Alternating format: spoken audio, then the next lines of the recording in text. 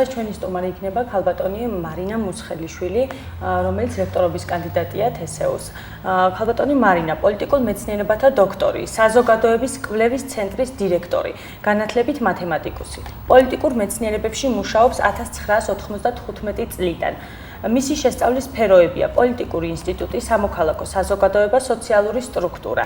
აქვს სამეცნიერო ხარისხი, გაიარა რამდენიმე სტაჟირება საზღვარგარეთ.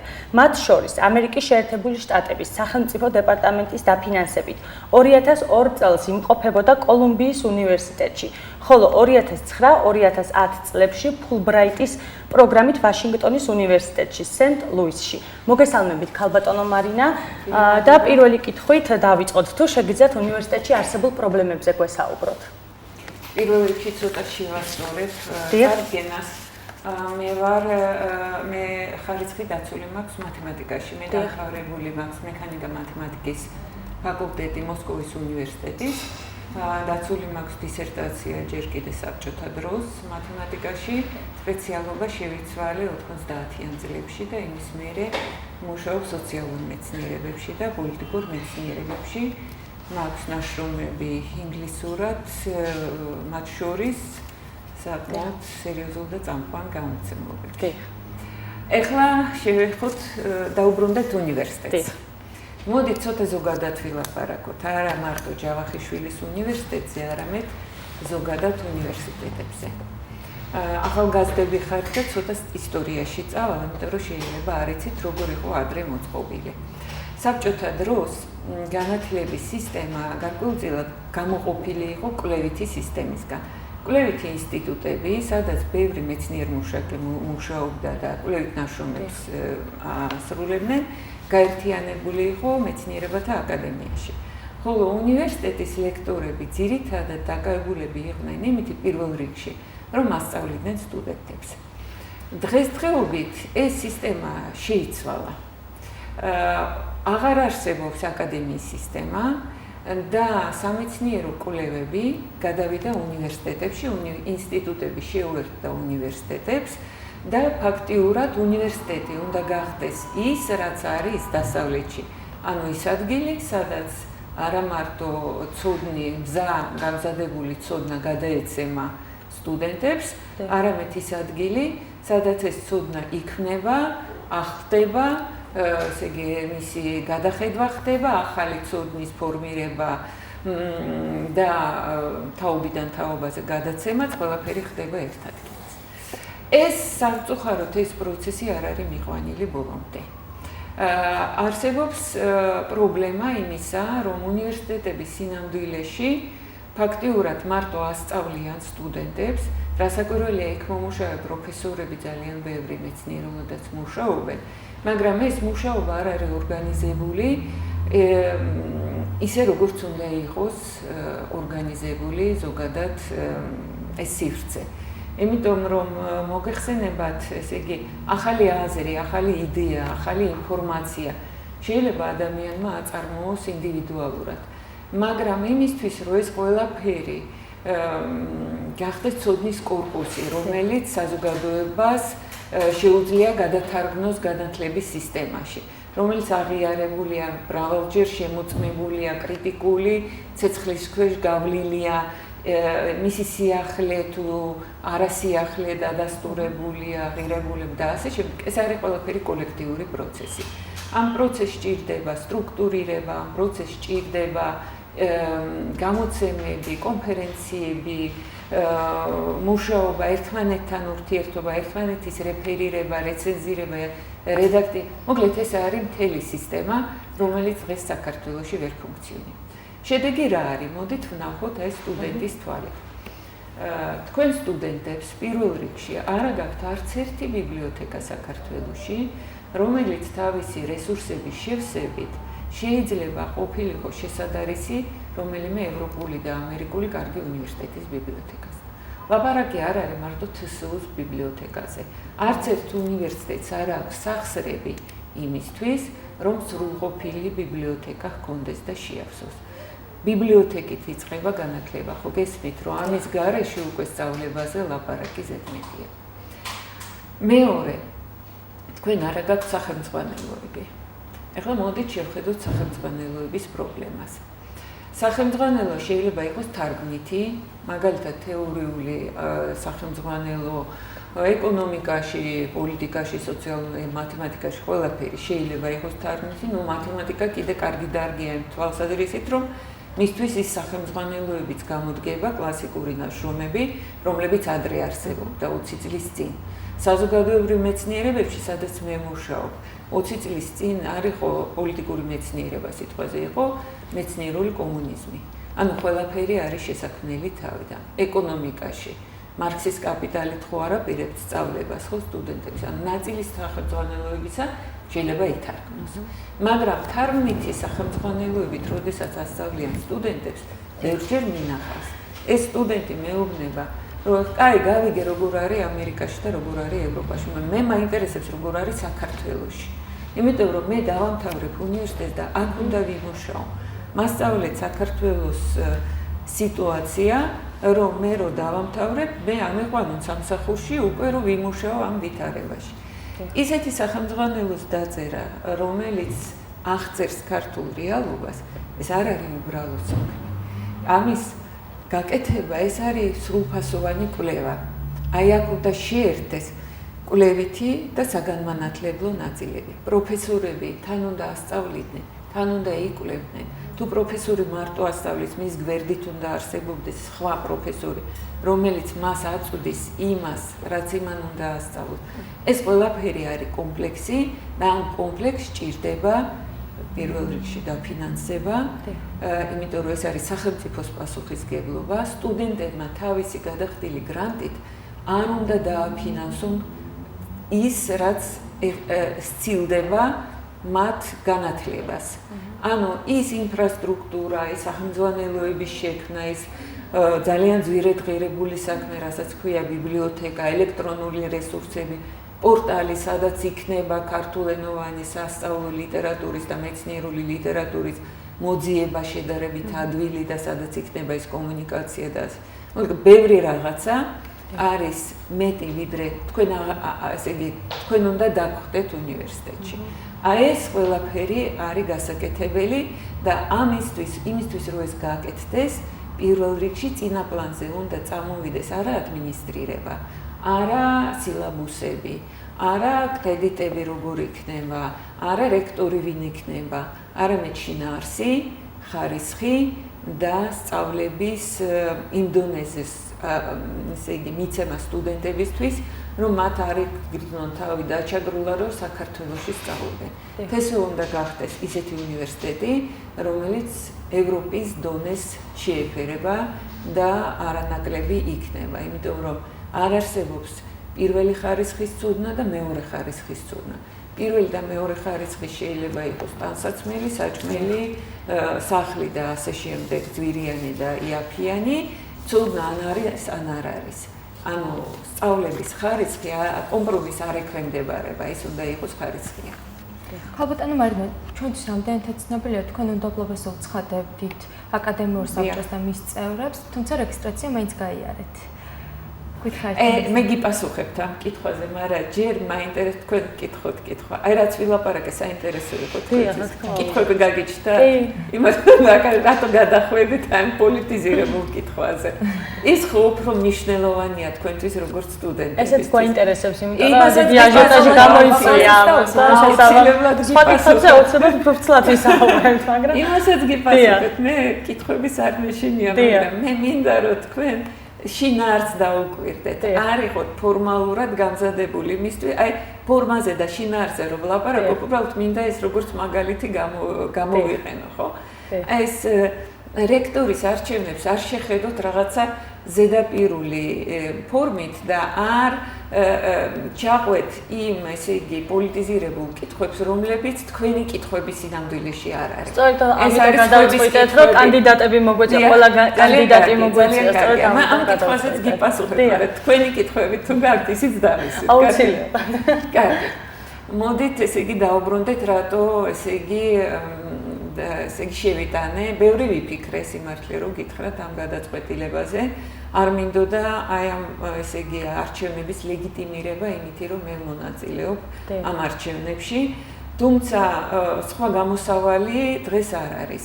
არ შეიძლება რომ ჩვენ მივატოვოთ მე ესე იგი მთელი ცხოვრება ვცდილობ რომ განათლებაში და მეცნიერებაში ვიმუშაო.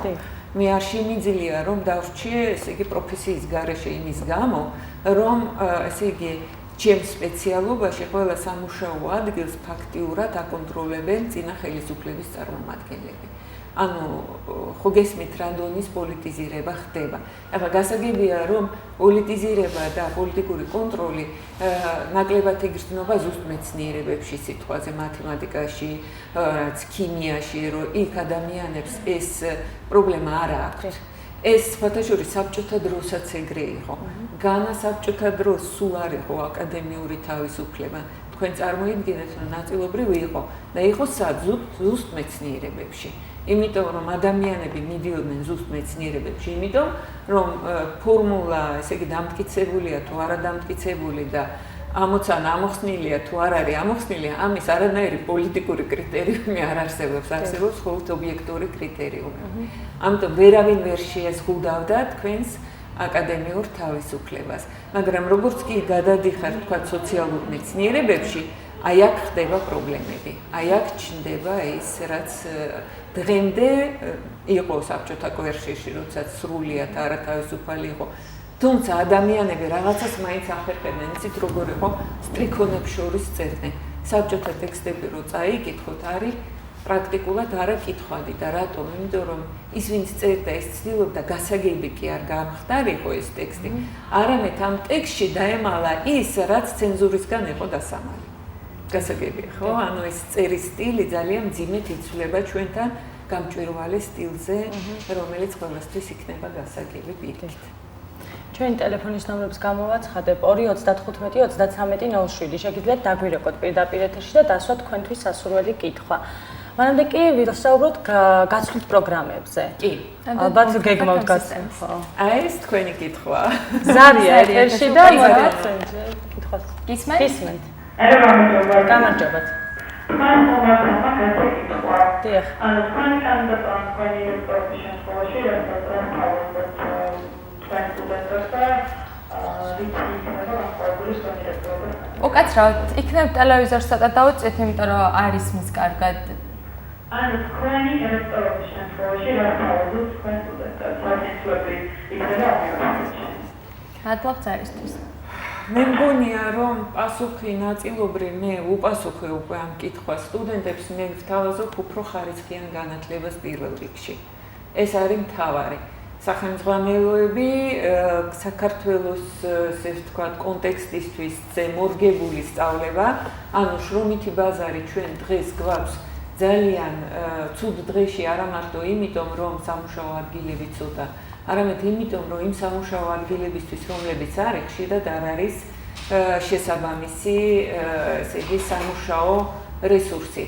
სტუდენტი, როდესაც ამთავრებს, მას უწევს კიდე მერე გადამზადება ფაქტიურად იმისთვის, რომ ამ სამუშაო ბაზარზე იმუშაოს. აი ამ თვალსაზრისით უფრო ხარისხიანი განათლება იქნება. და გრანტებზეც და გრანტები, ესე იგი გაცვლითი პროგრამები, კი. გაცვლითი პროგრამები, ეს ესე იგი მე თვითონ მისარგებლია და ეს იყო ჩემთვის ძალიან მნიშვნელოვანი. გაცვლითი პროგრამები ძალიან კარგია სტუდენტებისთვის და რასაკვირველია ეს ამაზე დგას ფაქტიურად დღეს თუ რამე არსებობს განათლებაში და მეცნიერებაში, ეს არსებობს არა იმიტომ რომ სახელმწიფომ გააკეთა, არამედ იმიტომ რომ უცხოელები დაგვეხმარნენ. ყველა სფეროში არ არის სამწუხაროდ, ზოგ სფეროში უფრო ადვილია, ზოგ სფეროში უფრო ძნელია. გარდა ამისა, ეს მოითხოვს გარკვეულ ფლუენსის ლინგვისტურად, ხო? რაც სხვათა შორის უნდა იყოს ერთ-ერთი, აი ეს არ მიწერია სხვათა შორის კონცეფციაში და ეხლა ვიტყვი, განათლების ენა არის დიდი პრობლემა. რატომ არის პრობლემა? რაც არ უნდა მთარგმნელობითი ესე იგი საქმიანობა გავაკეთოთ და სახელმძღვანელობით წეროთ, მაინც სრულფასოვანი განათლება მოითხოვს ინგლისური ენის ცოდნას დღესდღეობით. Agre ნაწილი გშველოდა რუსული ენა, იმიტომ რომ ძალიან ბევრი ლიტერატურა ნათარგმნია რუსულად და ეს ფაქტიურად იყო არაჩვეულებრივი წყარო აქ, რომ იგი სწავლებისთვის გამოგვეყენებია, მაგრამ დღესდღეობით ჩემი სტუდენტების დიდი ნაწილი ვერ ფლობს რუსულ ენას. ანუ მე ვერ მივცემ ჯგუფს დამატებით საკითხავ ლიტერატურად, რუსულად თარგმნილ, ვთქვათ, ევროპელ ან ამერიკელ მეცნიერს. ამიტომ ინგლისური ენა არის აბსოლუტურად აუცილებელი. კი, მე როდესაც ვლაპარაკობ ბიბლიოთეკაზე, ეს ბიბლიოთეკა პირველ რიგში უნდა შეივსეს ინგლისურენოვანი ლიტერატურით, იმიტომ რომ ქართულენოვანი ლიტერატურით ჩვენ მას ვერ შევავსეთ, ამდენი არ არის. იმისთვის რომ მით უმეტეს მაგისტრმა მიიღოს სრულფასოვანი განათლება, მან უნდა ყოველკვირეულად იკითხოს ინგლისურად სამეცნიერო სტატიები, წიგნების თავები და ასე შემდეგ და ასე შემდეგ. არ არსებობს პრინციპში კარგი დონის განათლება მეორე ენის გარეშე პატარა ქვეყანაში ისეთში როგორიც ჩვენ ვართ. აი ეს არის პრობლემა. ხალბატონი მარინა, ბოლო დროს უნივერსიტეტის სტუდენტები გამოთქვამენ უკმაყოფილებას დასაქმებასთან დაკავშირებით. თქვენი ლექტორი დარჩევის შემთხვევაში თუ აღმოიფხვრება ეს პრობლემა და რამდენად მოგვარებადია? პრობლემა ვერ აღმოიფხვრება, ესე ოპტიმისტურად გეუბნებით, რომ ეს არ არის უნივერსიტეტის პრობლემა და სტუდენტების პრობლემა, ეს არის გაცილებით უფრო გლობალური პრობლემა. თუ აკვირდებით მსოფლიოში მიმდინარე პროცესებს, არაბულ რევოლუციებს და ასე შემდეგ, განათლებული და უმუშევარი ახალგაზრდობა ეს არის მასობრივი პრობლემა, რომელიც შექმნა წინა განვითარების წინა პერიოდმა.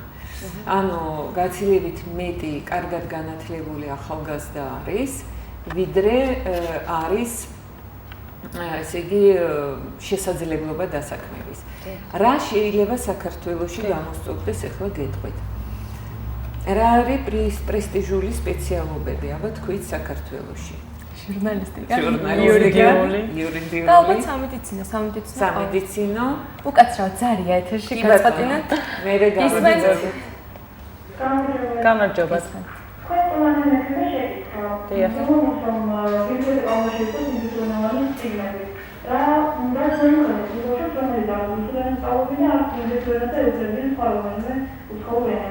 ხო, ანუ ფრანგულზე და გერმანულზე არის ლაპარაკი.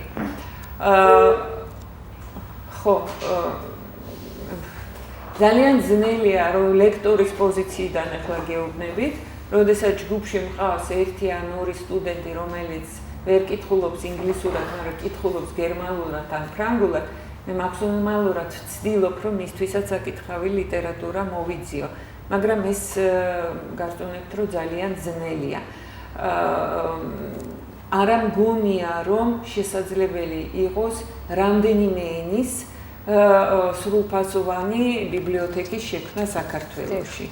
ამიტომ მე ესე იგი მგონია, რომ ამის საშველი არის ისევ და ისევ ის, რაც მე ვთქვი, რომ ბაკალავრიატის დონეზე ბაზისური სახელმძღვანელოები უნდა არსებობდეს ქართულად და არ შეიძლება, რომ სტუდენტთან შედიოდეს ლექტორი და არ ქონდეს არც ერთი სახელმძღვანელო, რომლითაც ასწავლის, თუმცა ერთი სახელმძღვანელო თითო დარგში არასაკმარისია კატასტროფულად, მაგრამ ერთი მაინც რო იყოს და რაღაცა რო შეივსოს, ეს არის აუცილებელი და დანარჩენი უკვე ესე იგი მაგისტრატურაში ვერ ასწდებით ინგლისური ენის საჭიროებას ეს დანამდვილებით, მაგრამ ეს არის პროცესი.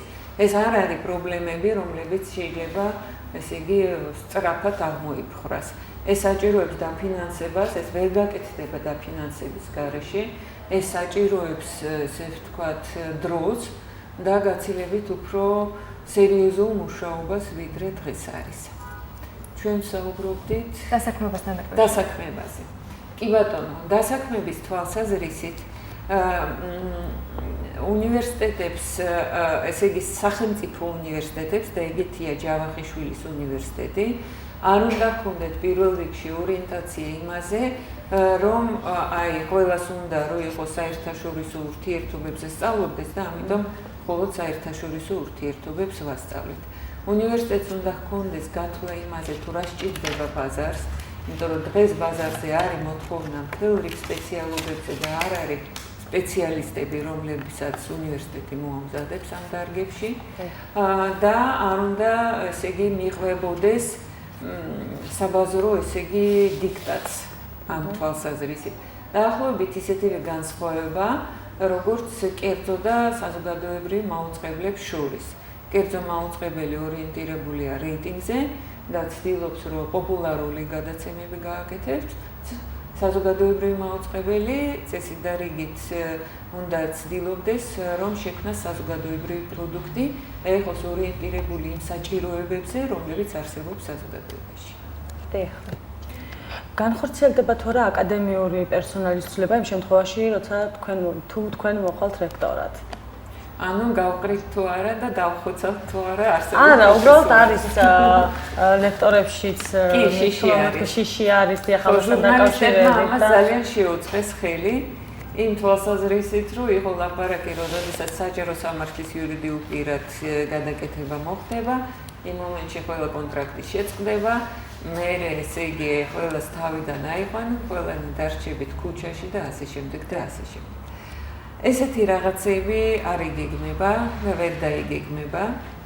ასე რომ ამ თვალსაზრისით მე მგონია პირიქით არის საქმე, რომ ზალაში შევიდა ახალი შრომის კოდექსი და როგორც ჩანს, მუდმივ კონტრაქტებზე წავა გადასვლა აკადემიური პერსონალის, რაც პრინციპში სწორია, იმიტომ რომ პროფესორი, რომელიც დაცულია მუდმივი კონტრაქტით, იმას არ ეშინია ადმინისტრაციის. ის არ ფიქრობს იმაზე, რომ ვიღაცის მაფიაში შეიკრას და შევიდეს, იმისთვის, რომ 3 წლის გასვლის შემდეგ ის სამსახურიდან არ გააგდონ თუ 6 წლის გასვლის შემდეგ. აკადემიური, კარგად უნდა გესმოდეთ, სამეცნიერო საქმიანობა ძალიან წააგავს ბიზნესს. ის არის დაკავშირებული მაღალ რისკთან. თქვენ იწყებთ კვლევას, მაგრამ თქვენ არ იცით, თქვენ შედეგს მიიღებთ თუ არა. ეს არ არის გარანტირებული, რომ თქვენ საბოლოო ჯამში რაც ნობელის პრემიას მიიღებთ, ხო სწორია? ამიტომ იმისთვის, რომ გარისკოთ და დრო დახარჯოთ არა რაღაცაზე, რაც ეხლავე მოგცემთ დივიდენდებს, არამედ მომავალში შესაძლებელია გამოგივიდეთ ან არ გამოგივიდეთ, თქვენ უნდა იყოთ მეტნაკლებად დაცული სამსახურის თვალსაზრისით. მხოლოდ ამ პირობებში შეუძლია რეალურად და ფუნდამენტურად იმუშაონ მკვლევარებმა და ნაწილი მკვლევარების ყველაზე საუკეთესო პერსონალი ყოველ შემთხვევაში უნდა იყოს დაცული აი ამ სისტემით. ჩვენ მაყურებელს კვლავ შევახსენებთ, რომ შეუძლიათ დარეკო პირდაპირ ეთერში და დღევანდელი თემის ირგვლივ დასვა კითხვები ნომერზე 235-33-07, ასევე გამოაგზავნონ SMS-ები ნომერზე 923-40 923-41 9:55-00. ქალბატონო მარინა, უნივერსიტეტის სტუდენტები გამოთქვამენ უკმაყოფილებას, რომ განსაზღვრულ დროში არ შეუძლიათ სასურველი საგნისა და ლექტორის არჩევა. ეს გეტყვით ამასთან დაკავშირებით არის მგონი ხარვეძი, ტექნიკური ვერაფერს ვერ გეტყვით, გამიგია, კი ბატონო, ძალიან ხშირად მესმის ეს ჩივილები. ეს არის წვრილმანი, რომელიც უნდა გამოსწორდეს, მაგრამ ეს ნამდვილად არ არის ის, რისთვისაც მივდივარ ამ თანამდებობაზე და რისთვისაც მინდა, ეგეთი წვრილმანები უნდა გამოსწორდეს. ცხრილებზეც ანალოგიური პრობლემა არის. კი ბატონო, ესე დავხრიტოთ, ვინც არის ამაზე პასუხისმგებელი. არა, უბრალოდ თუ შეიძლება, მაგალითად, როდესაც სტუდენტი პირველ კურსელი მიდის და თვითონვე ადგენს ცხრილს, თვითონვე ირჩევს ლექტორს და ის შეიძლება არ იყოს კომპეტენტური არჩევაში, თქვა ლექტორის. აი ამ თვალსაზრისით თუ ამბობთ, კი, სტუდენტებს უნდა ყავდეთ კარგი მრჩევლები. უნივერსიტეტში, ვინც ეხმარებიან საგნების არჩევაში, წვრილის შედგენაში და რასაკვირველია, სტუდენტს უნდა მიიღებოდეს, ესე ვთქვათ, ვიღაცა, ვინც დაინტერესებულია ამ სტუდენტით, იცნობს მის ესე ინტერესებს, შესაძლებლობებს და კარგ რჩევებს აძლევს და დაინტერესება სტუდენტებში უნდა იყოს უნივერსიტეტში პირველ პლანზე. ჩვენ დასასრულისკენ მივდივართ და თქვენი სამოქმედო გეგმის შესახებ ლაკონურად რა წარუდგინეთ მაყურებელს. კონკრეტულად ესე იგი რა უნდა გავაკეთო? დიახ. მე მგონია ზოგადად ესე იგი მოვხაზე. კონკრეტიკა არც თუ სიმართლე რომ გითხრათ, მე ძალიან არ დამიკონკრეტებია ჩემი გეგმა. ჯერთი ძალიან დაკონკრეტება ნიშნავს იმას, რომ მოდიხარ რექტორად, მე იმ უნივერსიტეტის თანამშრომლებს არაფერს არ ეკითხები. პროგრამა უნდა იძლეოდეს მიმართულებას, პრიორიტეტებს და იმას, რისი მიღწევა მინდა და რისი გაკეთება მაქვს დაგეგმილი და ეს უკვე ვილაპარაკე. ეს არის შინაარსის კვეთრი აწევა უფრო მაღალ დონეზე. ეს არის მთავარი სწავლების დონის აწევა და კვლევის დონის აწევა. როგორ იქნება მიღწეული, რასაკვირველია, რაღაცები მაქვს მოხაზული. მაგრამ არ შეიძლება რომ რექტორმა ეს გადაწყვეტილებები მიიღოს, ესე ვთქვათ, და ესე იგი თავის პროგრამაში ჩაწეროს და მე არავის არაფერი არ კითხოს. ერთი რასაკვირველია, ფაკულტეტების ავტონომია უნდა გაიზარდოს და ფაკულტეტებზე ძალიან ბევრი საკითხი გადაწყდება ის, რაც იქ არის გადასაწყვეტი, იმის გარეშე რომ რექტორი იმაში ერეოდეს. რასაკვირველია, რაღაცეები იქნება გადაწყვეტილი უნივერსიტეტის დონეზე. იქნება ტენუირების სისტემა დანერგილი, რაც არის უნივერსიტეტის ავტონომიის და აკადემიური თავისუფლების ძალიან სერიოზული გარანტი. იქნება სამეცნიერო კვლევითი მიმართულებები შექმნილი, ფორმირებული, სადაც კვლევა და სწავლება ფაქტიურად და ესე შორს არ იქნება, როგორც ახლა არის. იქნება ესე იგი წახალისება პუბლიკაციების, პერიოდიკის, ხელმძღვანელოების, ტექსტების შექმნის პროფესორების მიერ, ამ ტექსტების ესე იგი სივრცის, ერთმანეთის კრიტიკული ესე იგი შეფასების და ისე არა როგორც დღეს არის რომ ესე იგი პროფესორები ერთმანეთზე ცუდს არ ამბობენ. პროფესორებმა უნდა ილაპარაკონ ერთმანეთისზე ცუდი, ოღონდ არა პიროვნული ცუდი, არამედ ნაშრომებზე. იმიტომ რომ ეს არის ის საჯარო სივრცე, რომელშიც იბადება ჭეშმარიტება. და ეს არის საჯარო განხილვების და რეცენზირების და ესე იგი უარყოფის თუ მხარდაჭერის თუ გაზიარების და გაცნობის სივრცე, რომელისგანაც საბოლოო ჯამში ყველა დარჩება მოგებული. ყველა პროფესორს ეს ხელს შეუწყობს, რომ თვითონ წავიდეს წინ, თავისი სტუდენტები წაიყვანოს წინ და საბოლოო ჯამში უნივერსიტეტი უნდა წავიდეს წინ. ისევ ზარია პირდაპირ ეთერში, მოგესალმებით. თქვენ პირდაპირ ეთერში ხართ. ალო, შეგიძლიათ დასვათ კითხვა. გესმით ჩვენი ხმა? ესეც კითხვა მაქვს. თქვენ ერთ შემთხვევაში ტექნიკურ მიმართულებით რამდენად ექნება განვითარება? თუ არის მისი შესაბამისი მასალა ტექნიკური ბაზა და ამერიკის აკადემიური მიმართულებებზე. ტექნიკური მიმართულება რეალურად ექნება თუ მაგრამ თეორიული ცოდნა. რომელს რო დაამთავრებს? უკაცრავად კითხვა გაიმეორეთ თუ შეიძლება ხელახლა.